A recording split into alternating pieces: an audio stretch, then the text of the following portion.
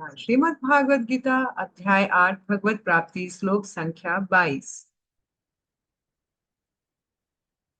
पुरुष स पर पार्थ भक्ता लभस्व तन्नन्या यस्यान्त स्थानि भूतानि येन सर्वम इदम तथा।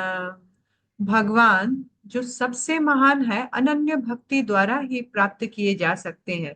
यद्यपि वे अपने धाम में विराजमान रहते हैं तो भी वे सर्वव्यापी है और उनमें सब कुछ स्थित है।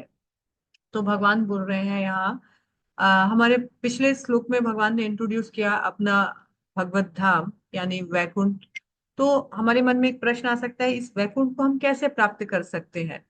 तो भगवान बोल रहे हैं, देखिए, पुरुषस्य पार्थ, हे पार्थ, उसे, उस परम पुरुष, उस परम धाम को जिससे बढ़कर कोई नहीं है, वो जो सर्वश्रेष्ठ है, सुप्रीम पर्सन है, उस भगवान को कैसे पाया जा सकता है। तो भक्त्या, केवल भक्ति के द्वारा ही भगवान को प्राप्त किया जा सकता है। भक्त्या लभस्य, उस भक्ति से ही उनको लाभ प्राप्त किया जा सकता है। लेकिन कैसी भक्ति? अनन्या, अनन्या मतलब बिल्कुल एक्सक्लूसिव भक्ति। तो अनन्य भक्ति, अनन्य मतलब न अन्य, और कुछ नहीं, केवल कृष्ण। और फिर भगवान बोल रहे हैं कि मैं यद्यपि अपने धाम पर विराजमान रहता हूं, लेकिन तो भी मैं सर्वम इदम तथा, तो भी मैं इस संसार में सभी जगह उपलब्ध हूँ, सभी जगह विराजमान हूँ, अंतर्यामी परमात्मा के रूप में। और भगवान बोल रहे हैं कि सब कुछ मुझ में है और मेरे अंदर स्थित है।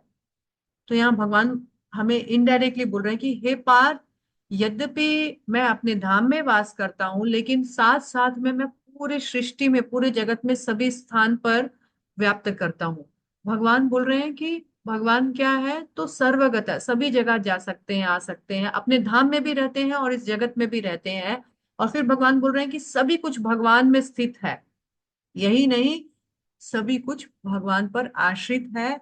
वो भगवान जो सर्वश्रेष्ठ है, सबसे उत्तम है, उन भगवान को केवल प्रियतम रूप में अगर हमको प्राप्त करना है तो एकमात्र अनन्य भक्ति के द्वारा ही वो संभव है और प्राप्य है। अदरवाइज भगवान को हम अपने बलबूते पर प्राप्त नहीं कर सकते। हरे कृष्णा। श्रील प्रभुपाद गुरु गौरांग की